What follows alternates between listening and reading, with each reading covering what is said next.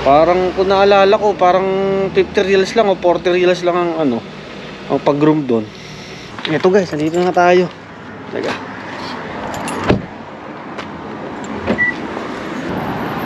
Ito yung pag-ano natin kay Lilo. Ito. The Wild Grooming Company. Yan. Papasukin natin. Ano ba yan? Uy. I got her kind of in the traditional Shih Tzu cut here. So I would probably, let's see here, I would probably just scissor trim a little bit if you want to keep her long. We can, do you want this shortened up here in the face? Yeah, so maybe just round this out a little bit. Ito, makikita na natin guys yung ano, yung tsura ni ano, ni Lilo. Kasi kanina habang ginugupitan siya, umalis muna tayo. No? Ito, makikita natin guys. Ano ba? Ano ba, Lilo? Yun, magandang hapon guys. Yun. Eto guys, ayan. Ganda na naman ng panahon. Eto guys, actually meron kaming appointment ngayon ni Lilo. Actually siya lang pala.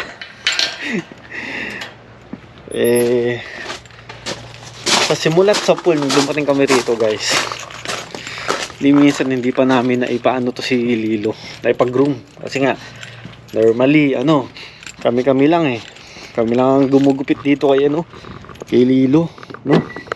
Kami lang talaga, kami dalawa ni ano, ni Jen lang, no? Kaya eto, napag-decision na namin na ipaano na si Lilo, ipag-groom. Kasi nga talagang hindi ko na makorte yung ano niya, yung mga balahibo niya, no? Tignan nyo ha, papakita ko sa inyo ha. Ayan, no? Iyo. Teka. Ayun na, ayan ang itsura niya ngayon guys ha. Ayan. So tignan nyo naman, sobrang kapal na nung ano. Do, pinapakapal ko rin naman talaga yung balahibo nito.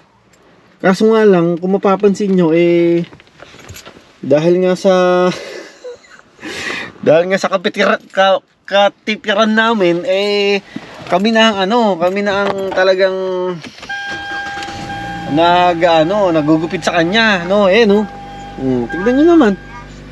Di ba? Yung ano niya, balahibo niya, di na pantay-pantay. So, ngayon, ayun nga, gaya nga sabi ko sa inyo, yun, pag-decision namin pag-groom na namin siya.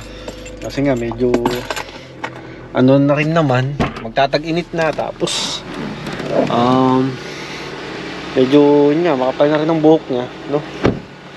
So, nung last week, guys, nag-search ako kung saan magandang dalhin si Lilo.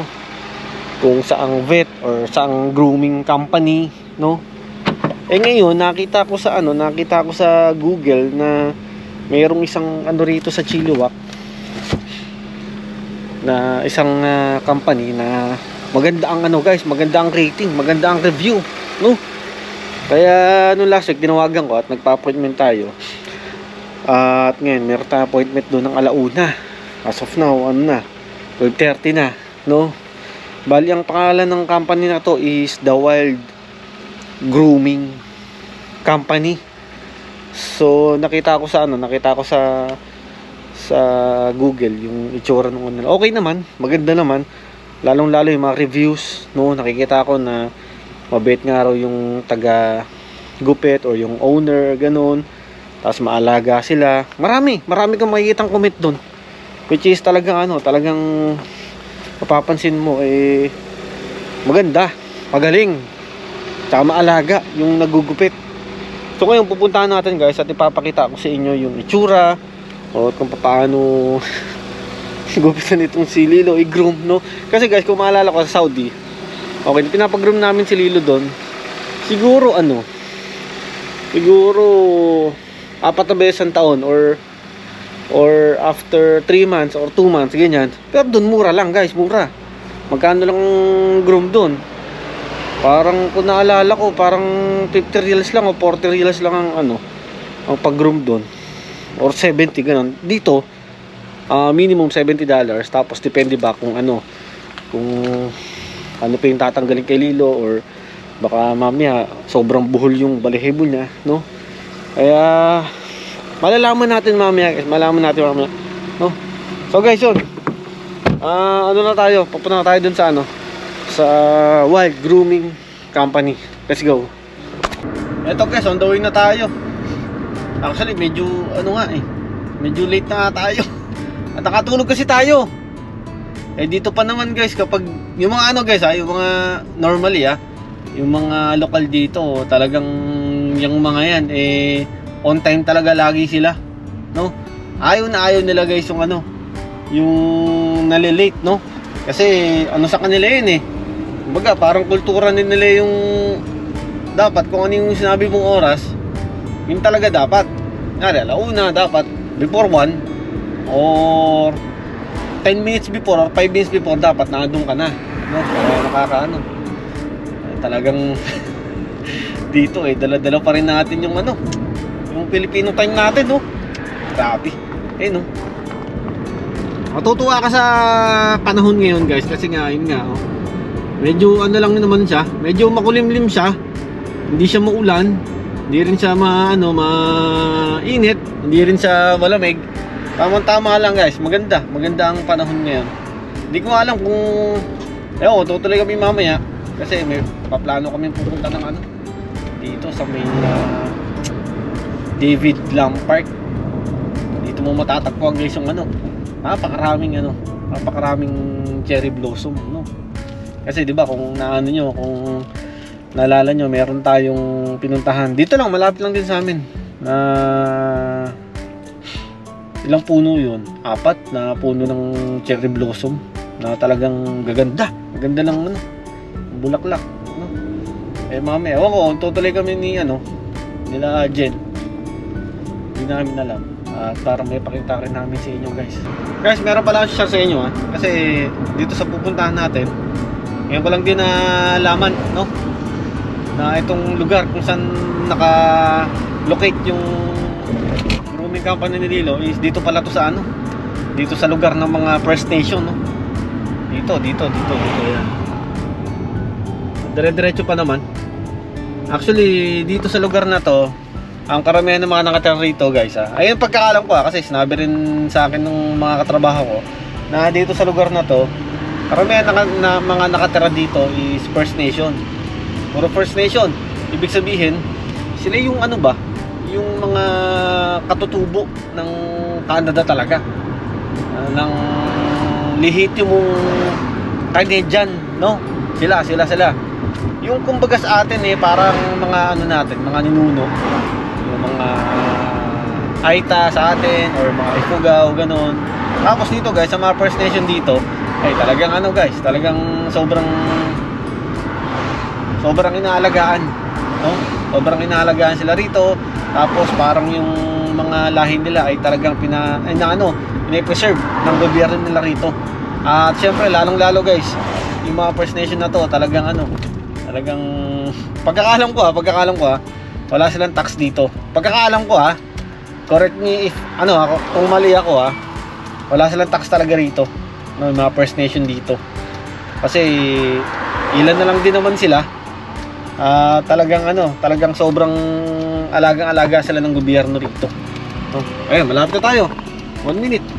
Dito na. Dito. Ayan. Sa Bernard Avenue. Ayan, dito tayo rito. Nasa ano pala siya? Nasa looban pala siya. Hindi pala siya sa ano. Hindi siya sa may highway, no?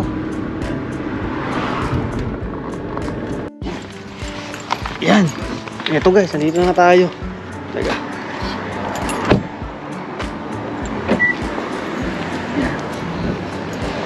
Taan natin ayun, no? Ito na yun. Yan. Ito, the Wild Grooming Company. So ito yun. Ito yung pag-ano natin kay Lilo. Ito. The Wild Grooming Company. Yan. Papasukin natin. Ano ba yan? Uy.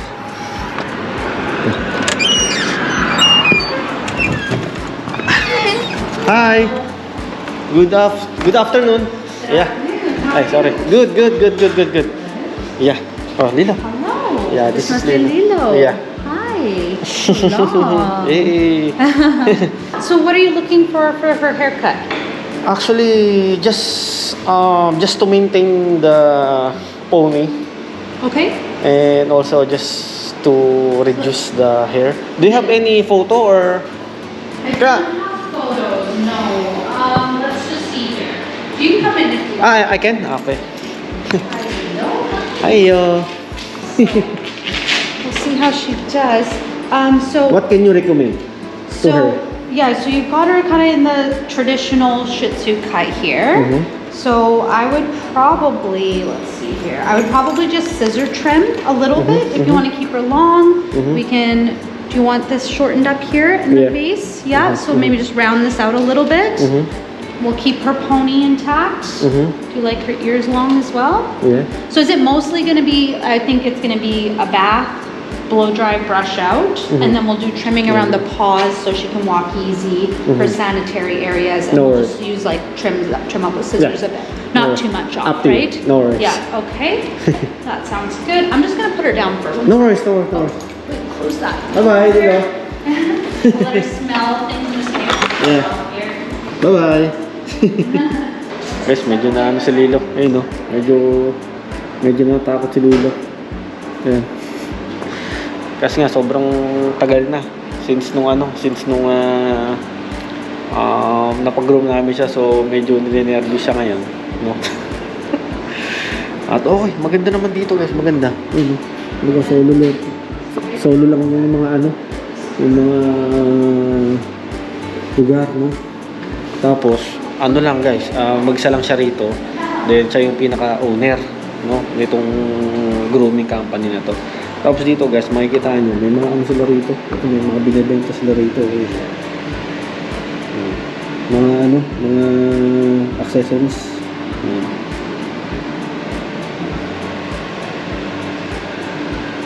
So mamaya malalaman natin guys kung ano ng itsura ni Lilo. Ayun, no? Lilo! Yan, pinipicture na muna siya. Yan. Ito ulit ko guys, hindi tayo guys sa The Wild Grooming Company. Yan.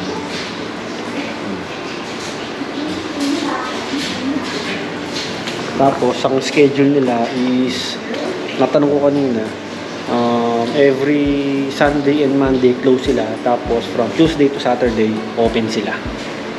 Yeah. Ito, mas lang tayo. Sundin natin si Daniel, no? Ito, makikita na natin guys yung yung itsura ni Lilo. Kasi kanina, habang ginugupitan siya, umalis muna tayo. No? Ito, makikita natin guys. Ito, Lilo. Uy! Ay! Mio! Uy! Ang ganda naman! Hi, Lilo! Wow! Oh! Ganda naman yan! Ano si Lilo? So I did keep her mostly long. I like trimmed up a little around the body, but I couldn't bring myself to trim her ears. They're too old. No worries, no worries, no worries. So No worries. if I was thinking if you want to go shorter next time, we can, but I didn't want to. I didn't want to trim too short without us talking No worries. first. No worries. It's enough for her. No Yeah. worries. Yeah. And like in the summer too, like you were saying, if it gets too hot, like super like 35 something, we can take her short then, but it'll take a while to grow her to that Yeah. point again, right? No worries. Thank you. Yeah. Lilo, Lilo, Lilo. Let's go, Lilo. Bye ka na. Let's go. Oh, bye ka na, dali. Bye. Bye ka na, dali. Ganda naman yan, ang bata na. Press na siya eh. At least na ano siya, pre. Di ba? Ito yung gusto niya dyan, yung ganito eh. Di ba?